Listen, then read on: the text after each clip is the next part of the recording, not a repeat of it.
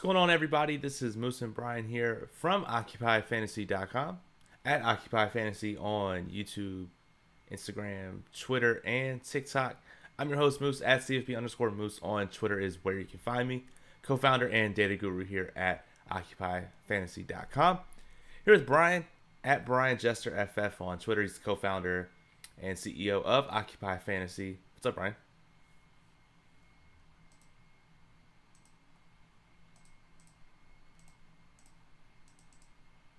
Got up early this morning, got the model ready for baseball, now ready to make some lineups. Absolutely, yes. And, Sunday's always kind of an interesting day for me for baseball. I don't know how it is for you, but a lot of times you get the early slate and then you get the Sunday night baseball. You get some showdown action going in. So where you can get that, what's it on DraftKings is like play multiple game types in one day. This seems like one of those days where you can hit those challenges or those awards without having to stretch too thin. Very true, because you get to see how you do, and whether you win, you can use those winnings to enter the showdown, or if you lose, you can tilt enter the showdown. So it's a win-win. Absolutely. And real quick, I do want to say at the top, I guess that's right of your screen, we did partner with Prize Picks. So if you use our model and you want to go ahead and bet some props and you're not in a legal sports betting state, you can go ahead and check out Prize Picks. Use code OCCUPY to get a 100% deposit match. I can't wait to start trying out Prize Picks. I've done it a little bit here and there, but definitely can go full in. Brian, I'm not sure how you've been doing on Prize Picks. Hammer those strikeout props. The model's incredibly good at projecting strikeouts. So, and we were actually just talking about in our staff chat, like literally right before we went live, where you have in baseball props and baseball betting, it's a lot of event-based, stolen bases, hits, home runs, and you're basically hoping to hit one out of every X occurrences. But strikeouts, they're super projectable because of how many pitches a pitchers throw, and they happen one at a time. So strikeout props are definitely the most money you can make in baseball props, and that translates over to Prize Picks as well. Yep, and I will say, I think it was Fangraphs that put this out a couple years ago. They took a look at all the major stats and what stabilized over what certain period of sample size. Strikeouts by far stabilized at like 50 plate appearances. Like, It's very easy to tell how a guy can strike out, how well a guy can strike out. So go ahead and check that out. I guess we can just jump right to that, Brian. We can take a look at some of the pitchers in the pitchers model and talk about them. Let's do it. So I have up here the Occupy model for pitchers. Let me actually just go ahead and refresh to make sure I got the latest data. And I'll make sure we're selecting the main slate. Just the top of the model, if we sort by strikeouts, we get some pretty good guys in strikeouts today. What's your thought about some of these guys at the top? I don't think they're going to be too. Some of them might be popular, but I think some might slide under the radar. Yeah, so I think, and this translates to DFS as well. And if you guys have questions, make sure you throw them in the chat. We'll happily answer them here until 11:30 or so. So when getting the model set up this morning, part of the human input is projecting how long starting pitchers will go. And when the model was first loaded this morning without any extra human help, the White Sox pitcher and the Baltimore pitcher both were just like insane through the roof because of the strikeout projections.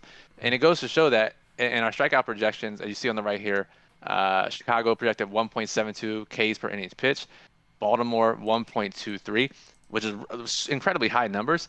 And this is based on the matchup, the expected opposing lineup. This may go up or down once the official lineup comes in. But neither one of these guys are fully stretched out. We can expect maybe 3 innings for the Chicago starter and maybe 4 innings for the Baltimore starter, which makes it super tough from a betting perspective. And even though these guys are 5,200 and 5,600 on DraftKings, we've seen this already once before this season.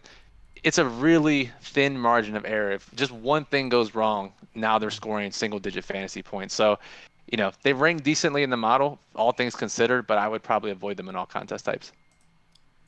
Okay, I can understand that, and especially with 10 games or so on the slate today. There's so many different options that you can take a chance elsewhere. That seems a little bit less risk averse. So if we sort by just overall OF index, we get some pretty good names. It is Freddie Peralta Day, Zach Eflin, a handful of great pitchers. We'd like to say any pitcher over 17 is considered elite. So with Zach Eflin at 17.7, next person with Freddie is 15.5. And, you know, Zach's only 8,000 on FanDuel, 7,700 on DraftKings. Seems like as a minus 220 favorite, that should be kind of where you should start. If you're building low risk contests where you start with your pitchers first, I definitely think Zach's one of the first ones you should pick. Yeah, it's going to be him, and I think he's probably the most popular pitcher, if not the second most popular pitcher behind Corey Kluber, who actually ranks a little bit lower for us today. You'll see Kluber ranks seventh against Baltimore, minus 190 favorite, pretty affordable, facing the Orioles. But our model really likes Eflin a lot more. Kluber can give up some power, can give up some stolen bases, which we'll talk about in a second. But I really think, and we have a question in here from Matt in the chat. What's the starting pitcher strategy or strategies for large slates? It's pretty similar. We talked about it on the opening day video. We've talked about it in the lineup strategy section of the Daily Plug. You don't have to get too cute. Really, Moose, I think what you want to try to do is have 2 to 3 high-owned pieces in your lineups. Really quick, I do want to interject. You turned your camera off for some reason. Oh, whoops. Let me get this straight. But anyway, while I get that situated, yeah, so you want 2 to 3 chalky pieces, and most of the time that ends up being the starting pitcher. So we have guys today like these top 3 plus Kluber, if you like him, Eflin, Peralta, Carrasco, who you should just play. And it's not like they rank lower in the model. There are literally our top 3 pitchers. Kluber I can get behind not playing just because of the model ranking, but you know, just play those guys. And because of the variance in baseball on a 10-game slate, there's so many low-owned stats. I think that's the best move. Yeah, and you know, you talk about Peralta, and it seems kind of tough just at first glance before I really dig deep into the slate. Is you see all these other of that top tier of pitchers, let's say the top 5 to 7 pitchers, they're all minus 140, minus 170, minus 200, and they're like significantly cheaper than Peralta. So just from my standpoint, I feel like you would almost potentially have to fade Peralta in some sense. He's very expensive. If you went with a cheap stack as your bats, I could see him fitting in. But if you could save $2,000-$3,000 on a starting pitcher who has a higher chance of winning, I think that's a good move to go in high risk contests. Sure. And look at the betting market movements too, and that just backs it up a little bit more. Freddie Peralta, a little bit line movement against him, both in the money line and the opposing team total. Eflin's got the positive movement in his favor.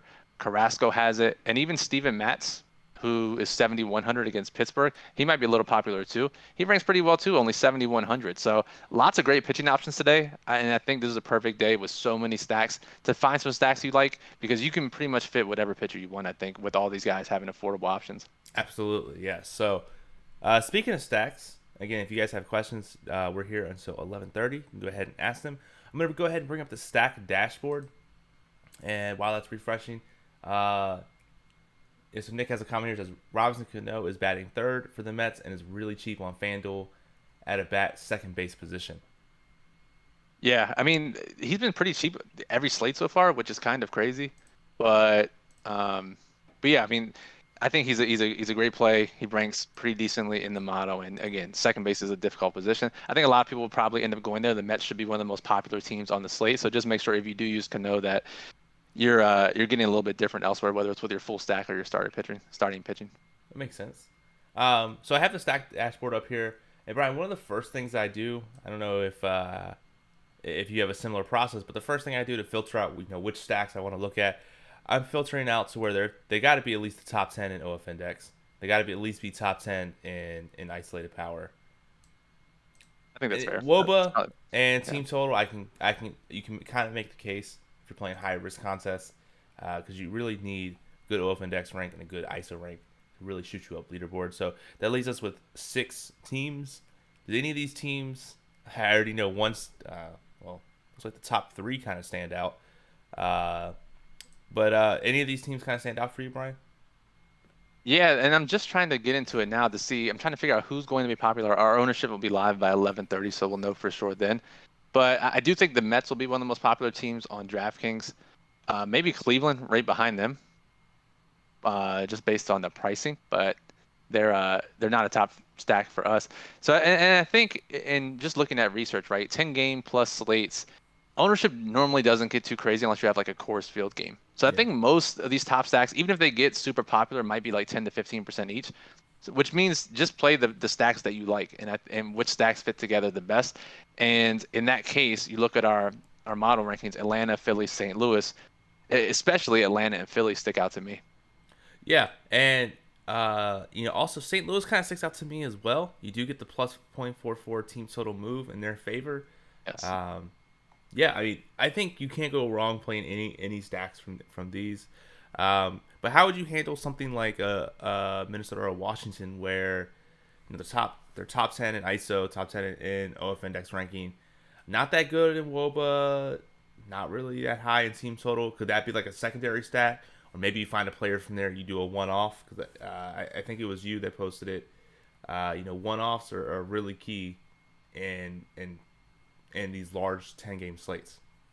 Yeah, for sure. So, and even to me, right? I guess it depends on your risk tolerance and the type of contest you're playing. I actually prefer to kind of play those stacks as full stacks Okay. in smaller contests, because if they go off at 2% ownership and they're the highest scoring stack, you're really not competing with anyone at the top of the leaderboard. So seeing a team like Minnesota or Washington, or even like Matt points out in the chat, Chicago, who has the 13th highest team total for the main slate, those are the type of stacks I love full stacking in high risk contests, whether it's small field or large field, because if they hit, again, 3 to 5% total ownership, you're not competing with much. So yeah, and then to your point about the one-off hitters, we see it more and more. This is both FanDuel and DraftKings. The more games there are on a slate, the more likely there is for a random hitter to go off.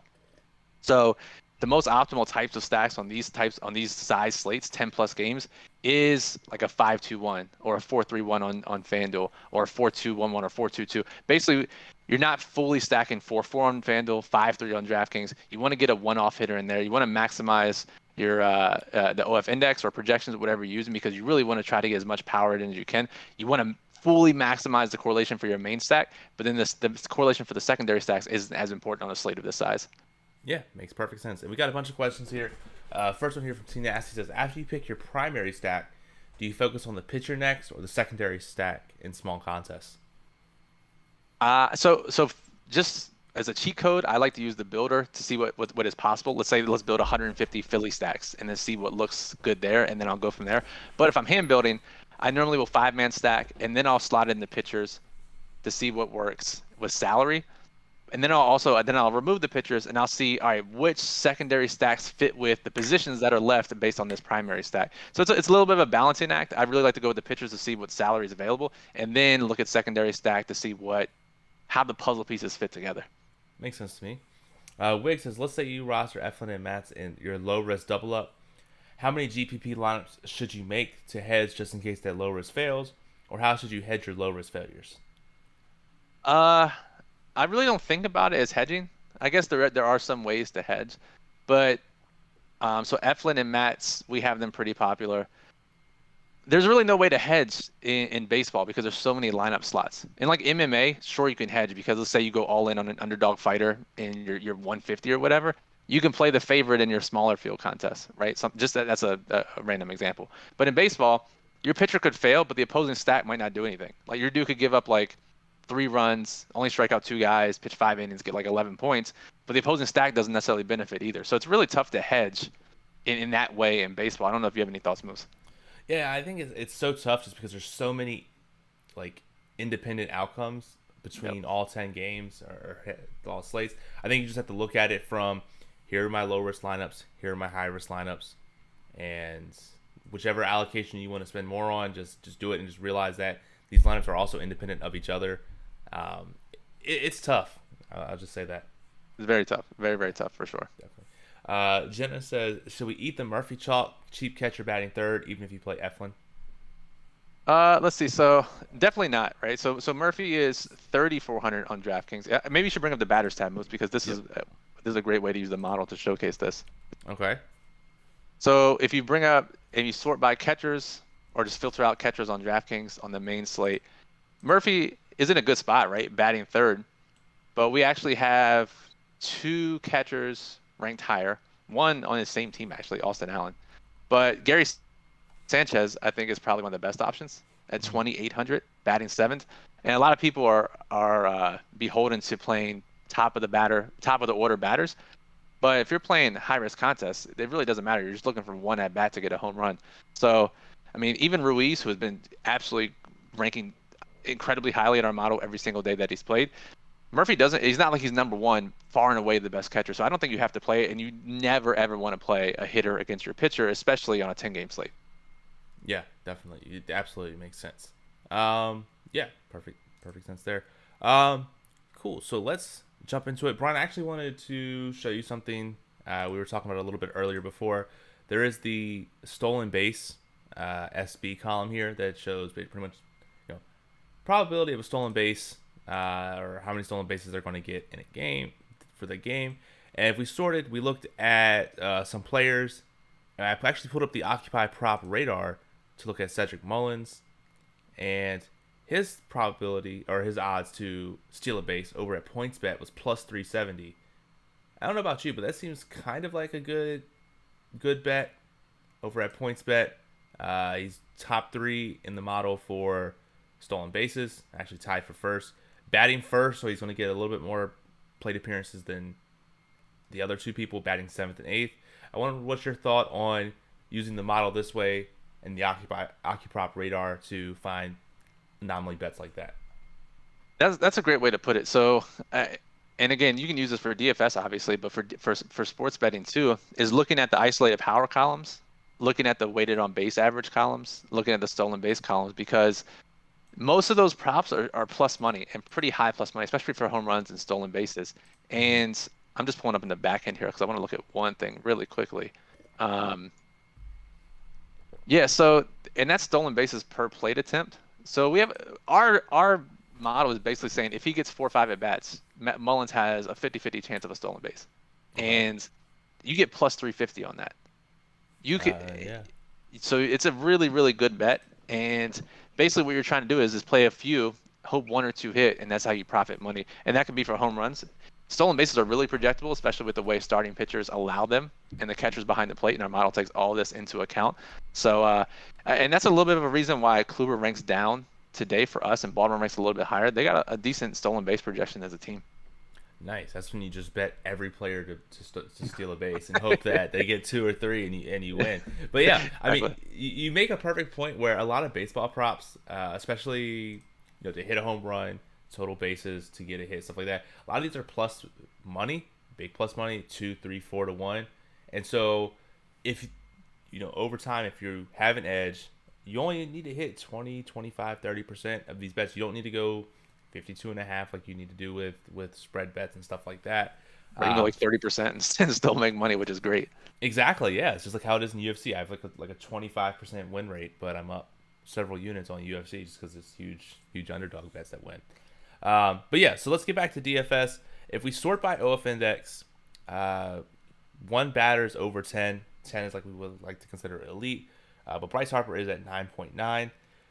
Just looking at some of these top players in the model up here, do you see anyone that fits a one-off where they seem to be in a good spot? Probably wouldn't want to use them as a part of a stack, but seem great as a one-off.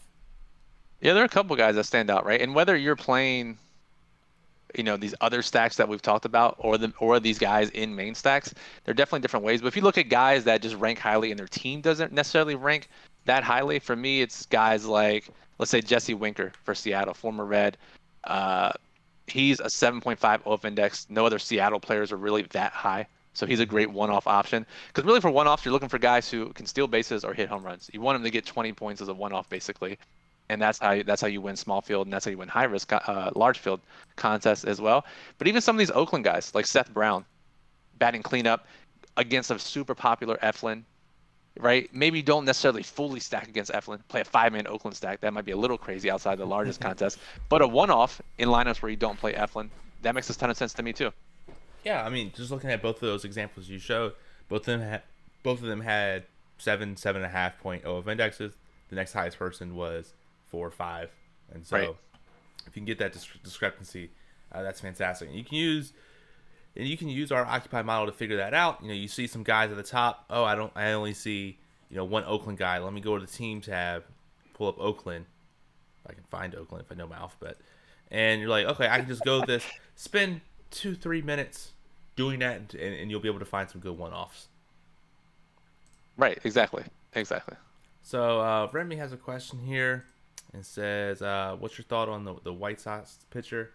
Uh, It's funny. Chris and I had a side bet today whether or not Moose would mispronounce a name, and I have explicitly not mentioned his name by name because I didn't want to be the first one to mispronounce it because I admittedly do not know how to say his name.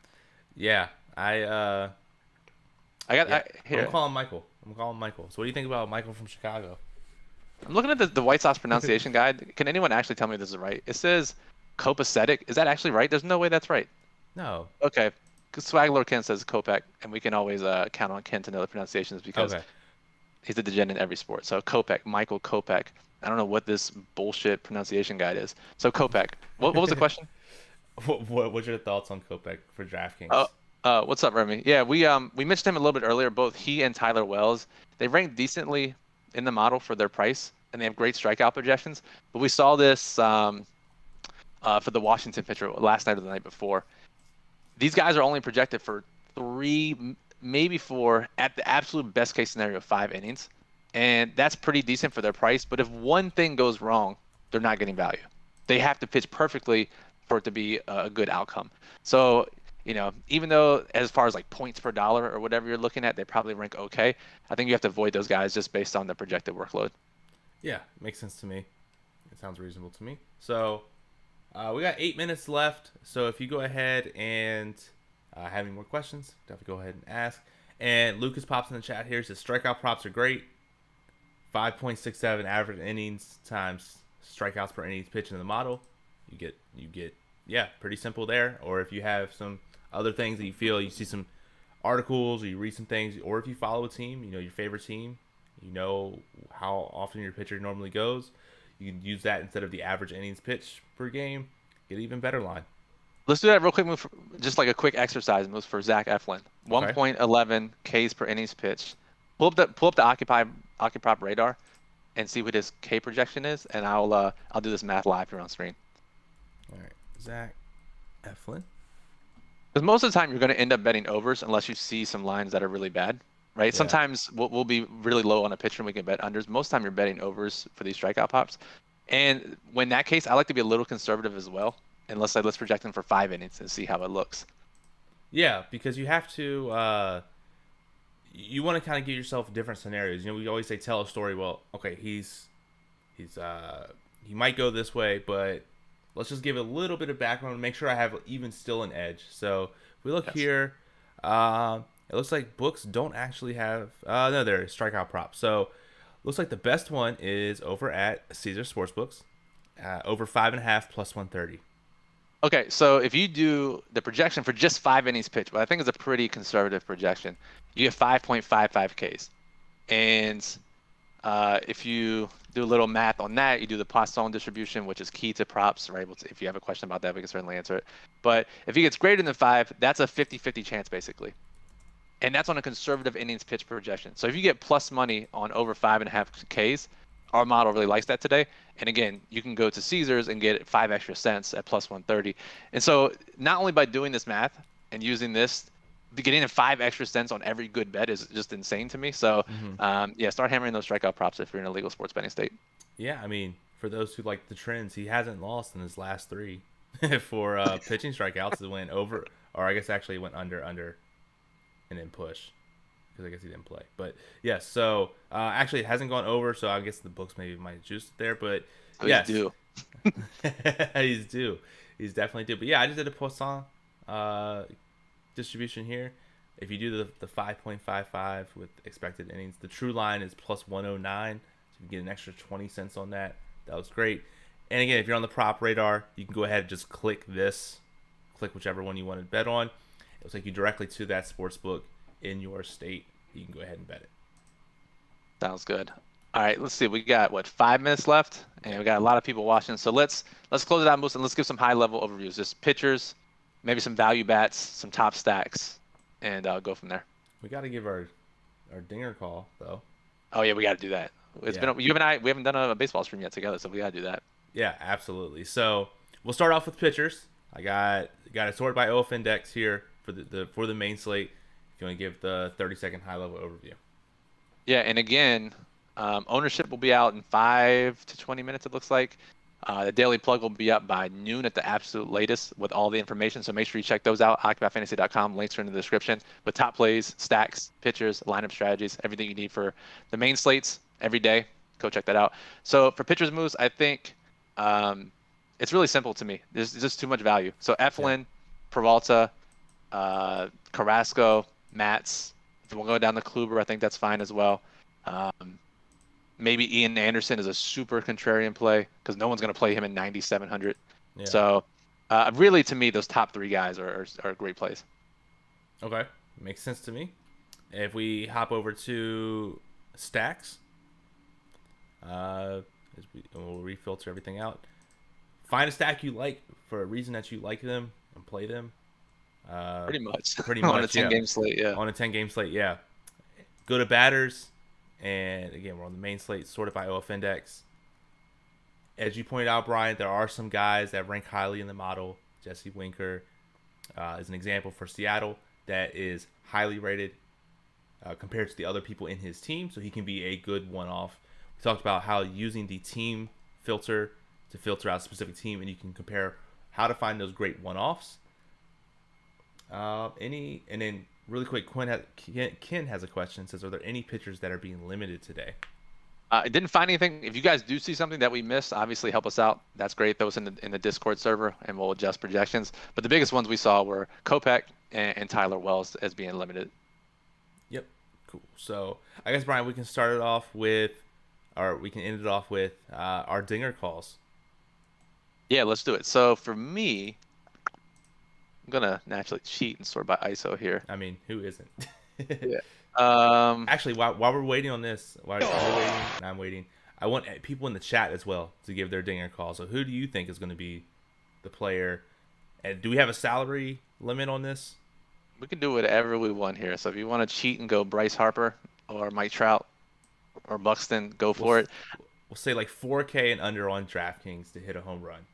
4K and under, I like that. Okay, yeah. I mean Seth Brown is the super high risk call here, right? Because he's going against Eflin and the most popular pitcher. I'll say Gary Sanchez, 2,800 catcher. That's a good one. Yeah. So, Ken says Julio Rodriguez. Way says Perez. I'm gonna go a little bit deeper, and I'm gonna say,